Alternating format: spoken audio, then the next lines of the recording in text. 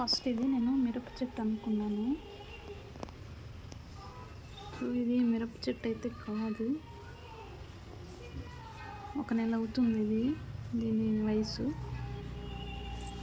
దీంట్లో చిన్న చిన్న కాయలు కూడా వస్తున్నాయి. సో ఫ్రెండ్స్, ఇది ఏం చెట్టు మీరు కొంచెం చెప్తారా? ప్లీజ్ కమెంట్ చేయండి. మా మినీ గార్డెన్లో దానంతట అదే వచ్చిందనమాట. నేనైతే పెట్టలేదు. నేను మిరప చెట్టుని ఆ విధంగా వదిలేసాను. సో చిన్న చిన్న కాయలు కూడా వస్తున్నాయి.